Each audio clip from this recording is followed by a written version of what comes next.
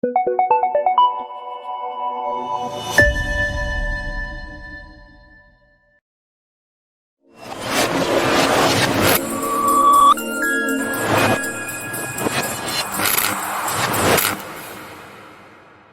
chers amis téléspectateurs, nous sommes une fois de plus très heureux de vous retrouver en ce début d'année 2022 pour le compte de la tribune des leaders. Nous sommes très heureux, surtout par rapport à votre attachement, à votre engagement à suivre cette tribune qui vous amène dans l'école de leadership.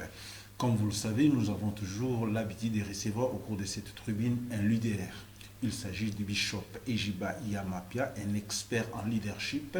Avec lui, nous essayons de vous amener dans cette grandeur de leadership à travers laquelle nous vous proposons des leçons à même de vous amener dans la grandeur du leadership. Bien avant que nous puissions rentrer dans le thème choisi pour ce début de l'année, nous donnons l'occasion au bishop de vous dire bonjour.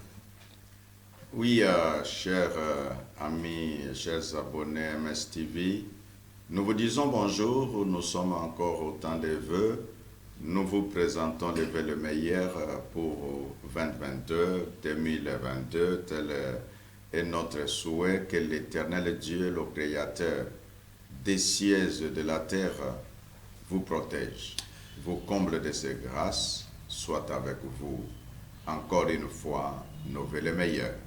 Merci beaucoup, Bishop Ejiba. Merci également à tous les téléspectateurs de MSTV. Comme vous le savez, vous devez davantage vous abonner pour pouvoir croître en termes de leadership. Aujourd'hui, nous avons choisi de parler d'un leader africain. Il s'agit de Desmond Tutu qui venait de nous quitter.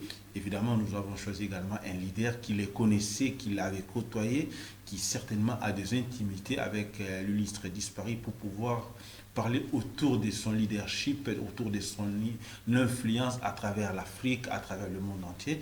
Également, nous allons parler de son combat et son idéologie.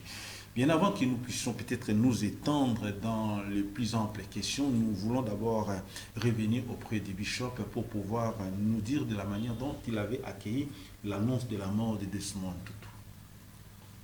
Oui, comme homme d'église, j'ai vu là un homme qui avait des valeurs bien claires, bien précises, nous quitter. Comme leader, j'ai vu là un leader qui a franchi les différentes étapes de leadership et je me suis dit, bon, Dieu avait dit, tu es poussière, tu retourneras à la poussière. Et donc ce qui est arrivé, bon, c'est Dieu qui l'a voulu parce qu'il est donné à l'homme de vivre et après la vie vient la mort. Voilà ce que nous pouvons dire en ce moment. Et aussi surtout qu'il est mort, rassasié de jour, oui, parce qu'il est dans la catégorie de ce que la Bible appelle les robustes iront à 80, ainsi de suite. Voilà. Merci beaucoup, Bishop, pour cette brève présentation de la personne. Vous l'avez su bien présenter, mais nous voulons d'abord que vous puissiez nous parler, vous en tant que leader. Pouvez-vous affirmer aujourd'hui que Desmond Tutu revêtait les caractéristiques de leadership en lui? Oui, je vais retourner nos téléspectateurs, nos abonnés, à un de nos numéros, spécialement là où j'ai intitulé « Parlons leadership ». Voilà. J'avais montré les différents niveaux de leadership, voilà, et nous avions montré qu'il y a d'abord la position, il y a le leadership où on se retrouve que c'est juste une délégation. Nous avions également montré là où ça devient une personnalité, et tous ces échelons-là, Desmond Tutu les a franchi. Il est arrivé. Donc, ce niveau, ça n'arrive pas comme quelqu'un qui entre dans un cours, on dit qu'il a eu un tel diplôme, il est devenu licencié, il a eu la maîtrise, il est devenu docteur. Non, non, ce n'est pas comme ça. Ici, c'est en fonction de ce que l'on est, de ce que l'on fait. C'est ce qui fait que cette personne, pour ceux qui connaissent les éléments de leadership, ils savent exactement, celui-là a atteint un tel niveau. Donc lui, Desmond Tutu, a atteint le niveau de la personnalité. Voilà. Donc lui-même, juste son nom, quand on cite que ce soit sur le plan international, ça incarne déjà certaines valeurs. Ce n'est pas lui qui cherchera à s'imposer, mais c'est son leadership qui s'imposera dans votre tête, dans votre façon de vivre, et vous pouvez déjà abréger ce qu'il représente à cause des étapes franchies. Merci beaucoup, Bishop. Dans des éditions précédentes, vous nous avez appris le principe de leadership qui doit se conformer par l'influence qu'un individu peut avoir au travers d'une société, au travers un groupe d'individus. Aujourd'hui, Desmond Tutu nous a quittés. Son influence s'est résumée seulement au niveau de sa nation, au niveau de sa communauté, où il a eu également à influencer à travers le monde entier.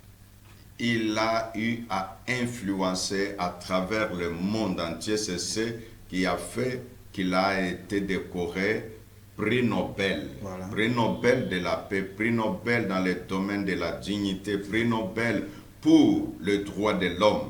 Tu vois, un religieux, on ne lui a pas décerné cette honorabilité en fonction de la grandeur de sa paroisse, en fonction du nombre des églises qu'il dirige. Non, en fonction des valeurs qu'il a défendues en vivant sur terre. Voilà. Donc, c'est un homme dont la notoriété n'est pas juste nationale, mais sa notoriété est mondiale.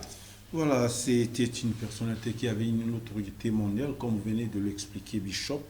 Mais nous voulons que vous puissiez nous parler quand même du combat mené par ce grand leader ecclésiastique. C'est vrai que le monde entier retient que Desmond Tutu était beaucoup plus penché sur les combats politiques plutôt que religieux.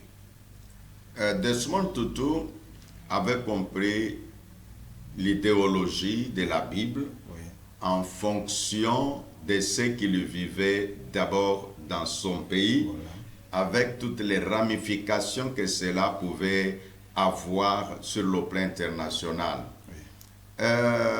Son combat, parce que tu en parles, et puis tu as fait mention que j'ai eu à le côtoyer, j'affirme haut et fort que j'ai eu à rencontrer l'archevêque, comme nous disons en français, ou en anglais, archbishop Desmond Tutu. Bon, lui, c'est un anglican. Bon, moi, je suis du monde charismatique, du monde de réveil, ou que les uns peuvent appeler des églises qui sont post-missionnaires, parce que nous ne sommes pas, moi je n'ai pas hérité une église où un missionnaire a implanté et on vient me nommer pasteur. Non, non, c'est moi, j'ai commencé avec un tam-tam, avec une mégaphone, les gens sont venus au Seigneur et puis l'église en train de se bâtir jusqu'à être là où nous sommes en ce moment. Donc je disais que Desmond Tutu, je l'ai vu, je l'ai rencontré et en tant qu'une notoriété et du monde ecclésiastique et du monde politique. C'est vrai que ce qui a fait beaucoup parler de lui, c'est sa façon de combattre les injustices, parce que c'est dans ça qu'on lui reconnaît. Donc, si Desmond Tutu parlait, c'était contre les injustices. Si Desmond Tutu parlait, c'était contre les valeurs, c'est-à-dire la façon de comparer, de penser que tel a droit à et l'autre n'en a pas droit. Et lui pensait que non, devant l'Éternel et devant la nature, tout être humain mérite d'avoir sa valeur. Donc, son combat était basé sur la non-violence. Voilà. Et c'est par là que tu vois, quand il y avait même des conférences, je me rappelle, une fois quand nous avons parlé avec lui, Oui. alors à ce moment-là, nous étions à l'époque de ce qu'on appelait Zaïre, Oui. et il a posé la question de savoir comment ça va dans votre pays, Oui. le Zaïre. Alors je lui ai dit, bon, notre pays, le Zaïre, ça va. Et puis il demande, parce que je n'étais pas à ce moment-là évêque, Oui. j'étais révérend pasteur. Voilà.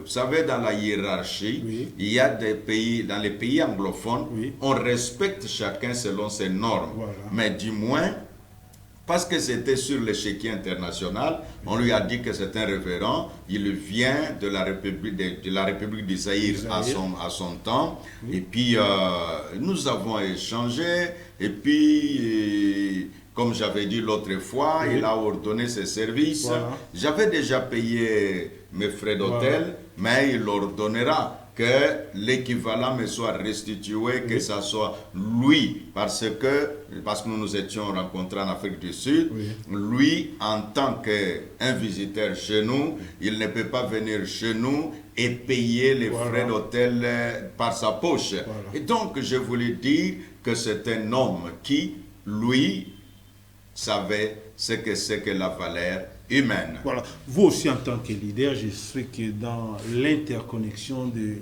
leadership, il y a également échange de vertus. Quel serait le vertu que vous avez peut-être puisé dans cet homme? Bon, à ce temps-là, je n'étais pas de sa carrure par Voilà. rapport à la renommée, Voilà. mais ni même aujourd'hui, je ne suis pas encore arrivé Oui, oui. à faire ce que lui a fait. Voilà.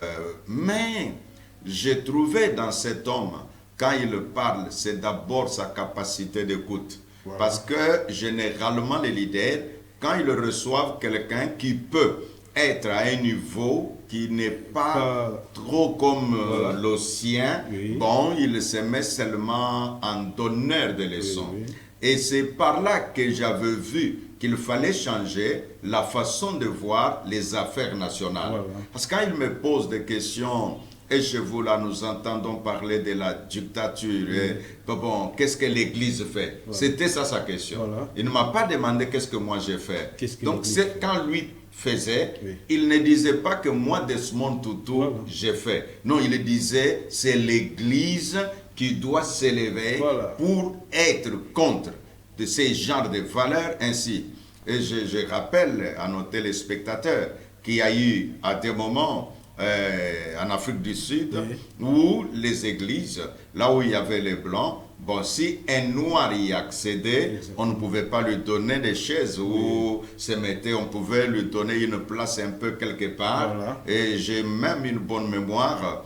Un jour, j'entendais un pasteur sud-africain, un blanc, Oui. qui se félicitait et dit au moins, dans notre église, nous avons un diacre noir. Voilà. Donc, il trouvait que nous avons fait quand même l'évolution. effort. Mais Desmond Tutu lui disait, non, Dieu autant il appelle un blanc, Oui. autant il appelle aussi les noirs. Voilà. Donc, lui mettait le standard non pas seulement en condamnant les politiques, mais il condamnait aussi les hommes d'église qui se comportaient comme se comportaient les hommes politiques. Voilà. Et il disait, mais si déjà vous qui avez la Bible, vous n'êtes pas capable de dire que et les noirs et les blancs, nous sommes tous les hommes et les femmes créés à l'image de Dieu, quand les noirs deviennent 5 ou 8 dans une église, à ce temps-là, on faisait leur service. Et puis le pasteur disait, oui, dans notre église, nous avons un service de noirs. Voilà. Et donc tu sens que là, c'est l'homme d'église qui parle comme ça. C'est l'homme d'église qui agit comme ça. Voilà. C'est l'homme d'église qui fait la ségrégation. Voilà, la ségrégation. Et c'est là que je vais,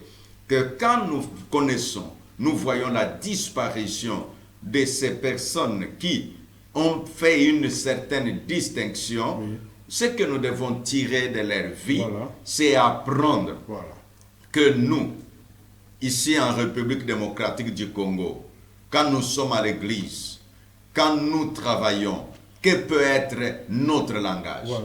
Que moi, je n'ai été sidéré, parfois un peu, je me retrouve un peu désarçonné Voilà. dans mon intelligence d'entendre un pasteur qui dit, comme vous le voyez là, tous c'est juste la même tribu. Oui. Et bon, vous sentez déjà que quand tu indexes l'autre, Voilà.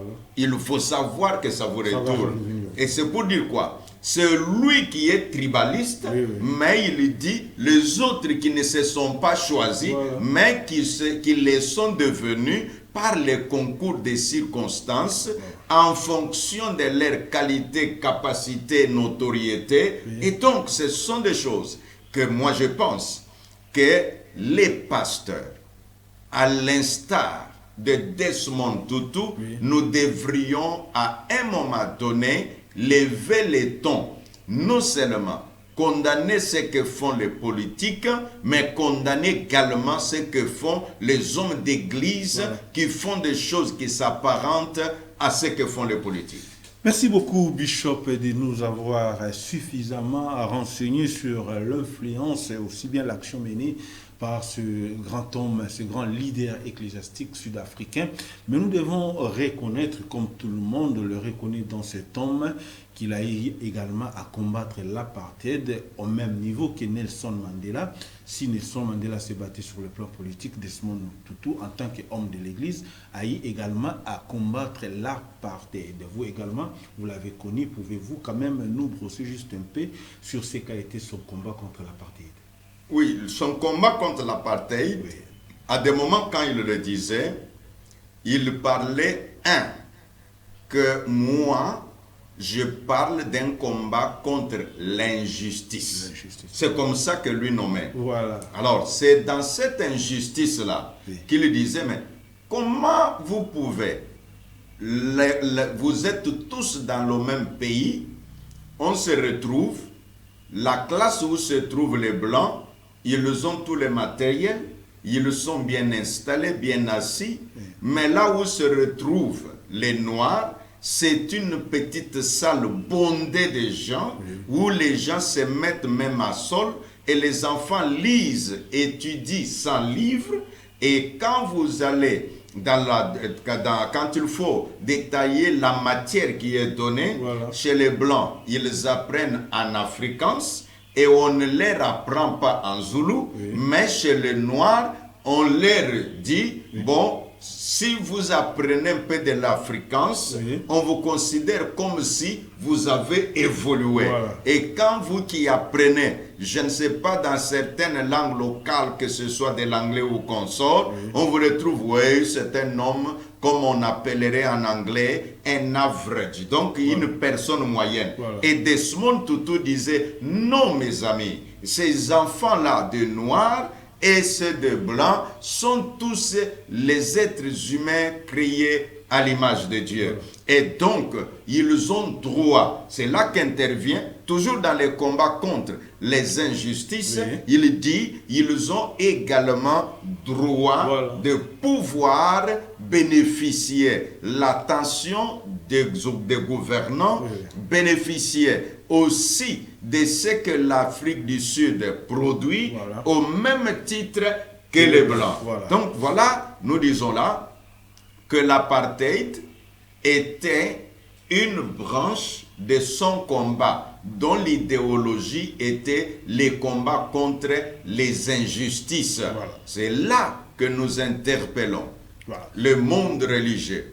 Que si les politiques peuvent vivre de l'injustice, Oui. mais les pasteurs ne peuvent pas pratiquer l'injustice. Parce que l'injustice n'est pas de Dieu, l'injustice est de l'autre camp des ténèbres. Voilà. Là où on marche sur les autres, mais la volonté de Dieu est que celui qui est fort relève les faibles. Voilà. Mais tandis que de l'autre côté, on préfère celui qui est faible, on marche sur lui. Voilà. Merci beaucoup, évêque Ejibaya Mapia. Nous sommes suffisamment renseignés sur le combat mené par ce grand homme. Mais nous revenons un peu dans notre pays. Vous avez affirmé ici que Desmond Tutu était un leader panafricain où son influence a pu traverser le continent. Mais dans notre pays, que peut-on retenir de l'action menée par Desmond Tutu? Est-ce qu'il a eu également à jouer un rôle pour la défense des droits, la défense, n'est-ce pas, des droits des Congolais également, ici dans notre pays? Oui, vous savez, il y a certaines personnes qui marchent selon la vision. Voilà. En marchant selon la vision, ils préfèrent que les nationaux d'abord prennent la cause de leur pays en main. Voilà. Hélas, parfois il se retrouvait que les Congolais ou les Zaïrois de l'époque, bon, si il va dans ces forums-là, les autres sont là comme la sécurité informelle pour prendre les informations et savoir qui a dit quoi dans cette conférence-là. Et quand on t'apprend ou on apprend que tel a dit ceci, a dit cela, le retour du pays, il faut déjà vous attendre aux représailles. C'est ainsi, il fallait beaucoup de courage que la personne puisse s'engager. Mais notre peuple, c'est aussi là un problème, n'a pas été suffisamment informé, éduqué de manière que quand un leader s'élève, que les gens puissent être derrière lui. Je t'informe, tu connais ce qui est arrivé à Coutinho. Alors, il a levé le ton. Bon, quand il a commencé un peu, les gens ont essayé de l'appuyer, mais 2 semaines après, c'était son affaire. Si son épouse n'avait pas eu le charisme qu'il fallait pour tenir le ministère, automatiquement, ça pouvait l'achever. Et c'est ainsi là. Je parle au pasteur qui, de temps à autre, on est avec les politiques, qu'on sache toujours que si l'on est pasteur, que l'on puisse savoir comment vous pouvez aller au même titre que vous parlez aux politiques, au même titre que vous pouvez aussi parler aux collègues des églises, sans les éjecter, sans les banaliser comme si ils étaient des sous-personnes et que les autres étaient des extraterrestres. Merci beaucoup, Bishop des extraterrestres. Desmond Tutu était sacré prix Nobel de la paix. Vous, en tant que leader ecclésiastique, pensez-vous qu'il a mérité ce trophée-là? Il l'a mérité amplement. Comment on peut trouver quelqu'un dans son combat? Tu vois, lui est un Sud-Africain. J'ai eu à côtoyer beaucoup de Sud-Africains, qu'ils soient des pasteurs, ainsi de suite. Je vais te donner un petit exemple. Bon, cela arrive aussi chez nous. À ce moment-là, nous étions dans une réunion de pasteurs, et puis nous commençons la prière, et un pasteur noir s'est mis à pleurer amèrement. Alors on est venu, et là nous étions, bon, comme c'était une réunion internationale, nous étions, moi j'étais là comme Congolais, comme Zaïrois à l'époque, il y avait un Zambien, il y avait les Blancs. Alors les Noirs, nous étions à peu près 5 sur une trentaine de Blancs. Et tous ceux qui parlaient étaient des Blancs. Or, notre ami le pasteur sud-africain, tout cela les blessait. Alors, quand il pleurait, et puis on a essayé de l'encadrer, alors il lâchera une parole. Mais après tout, nous sommes tous des personnes créées à l'image de Dieu. Qui a dit que l'homme blanc avait plus d'onction que l'homme noir? Alors, et on est venu parler. Qu'est-ce que je veux dire? Je veux dire que l'influence que Desmond Tutu a eu, c'est d'être capable de dire à ses propres frères sud-africains, en leur disant, les gens comme les Boutelesi et les autres, que c'est vrai qu'il faut aller du côté de la violence, mais la violence appelle la violence. Et donc, j'ai parlé un jour avec quelques amis blancs, je leur demande, mais pourquoi il y avait eu tant de tueries? Alors il me répond, il y a Bishop, nous parlions en anglais, oui. Il dit, mais ça a coûté les Blancs pour construire ce pays. Oui. Et alors vous voyez des gens venir détruire ce qui a coûté la vie des gens pour construire. Et donc la réponse ne devait qu'être la mort qu'il faut donner aux destructeurs. Donc nous disons là que nous au Congo, en République démocratique du Congo, nous puissions bannir la culture de la violence, parce que la violence appelle la violence. Je sais qu'il y a les amis, les téléspectateurs qui diront non, monsieur le pasteur, si NIT était la branche armée de l'Afrique du Sud, mais ces gens-là n'allaient pas céder. Oui, mais je vais vous dire, c'est là que Nelson Mandela, lui, il disait qu'il faut être comme un avion à deux ailes.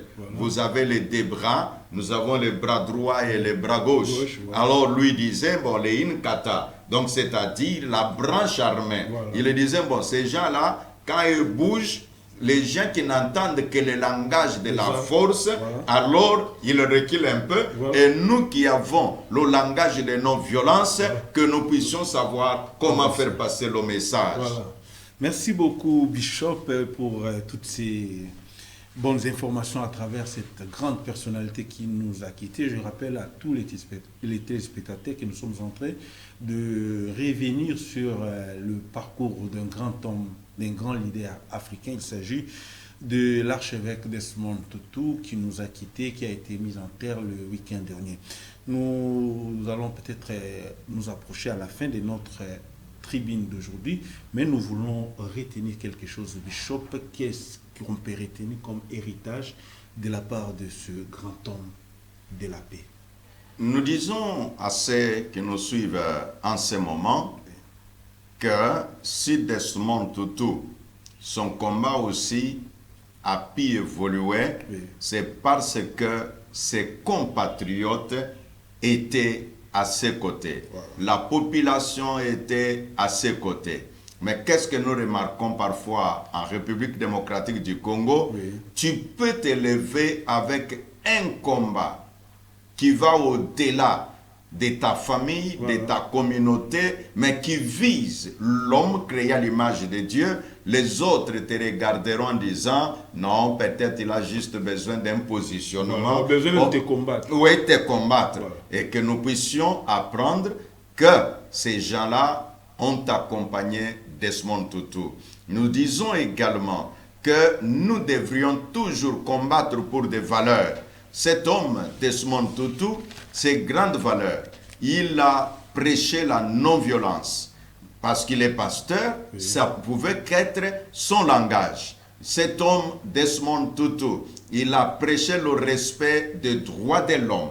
Donc, c'est là, si vous prenez la Bible, vous trouverez que oui, effectivement, je sais, les lecteurs me diront, mais qu'est-ce que vous parlerez, parce qu'à des moments dans la Bible, il est aussi dit dans la loi de Moïse, et puis que tu par l'épée, mourra par l'épée, n'est-ce pas une façon de dire à l'homme? Nous disons là que c'est là que le message de Jésus-Christ apporte un plus pour que nous sachions nous élever au niveau de ce Dieu qui, lui, est en train de donner son soleil aux méchants et aux bons. Desmond Tutu, parce que c'est de lui dont nous parlons, il a lutté contre les injustices. L'injustice veut dire, nous sommes en République démocratique du Congo, que nous ne puissions pas penser qu'il y a des tribus qui méritent ceci et d'autres tribus qui ne méritent pas, ou des tribus qui méritent d'être dirigées et que d'autres tribus méritent de diriger. Non, quand on pense comme ça, c'est de l'injustice. Ainsi, en cette année, qui est un cadeau que Dieu nous a donné, que nous puissions dire aux uns et aux autres que l'injustice, ça réduit l'homme à un état animal. Mais la justice élève une nation. Ainsi là, je ne peux que bénir, par la grâce de Dieu, les autorités de notre pays en disant que l'esprit de justice puisse dominer nos autorités, partant du président de la République au dernier fonctionnaire de la République. Travaillons pour la justice. Puis-je dire à quiconque a une position d'autorité que la justice élève une nation, la justice élève la famille. Est-ce que je peux également m'adresser aux chefs de famille en disant, ne faisons pas les choses avec injustice dans nos familles, traitons tous les dossiers des familles, les dossiers des enfants avec la justice. Voilà. Puis-je m'adresser aux leaders du monde ecclésiastique? Si vous êtes dans une église, travaillez avec justice, traitez vos fidèles avec dignité, c'est ça la volonté de Dieu. Ainsi, je peux dire, nos vœux le meilleur, nos vœux de bonne et de grâce, de faveur et de longévité pour tous les Congolais. Et je ne peux pas manquer de présenter le vœu le meilleur au premier citoyen des Congolais. Donc, je dis là le président de la République, son gouvernement, et nos vœux le meilleur au Parlement de la République, nos vœux le meilleur aux militaires, selon leur haut gradé jusqu'au bas gradé. J'adresse mes vœux les meilleurs à l'appareil judiciaire de la République démocratique du Congo. Je dis les vœux les meilleurs à tout ce qui est appareil éducationnel, que ce soit les universités, les instituts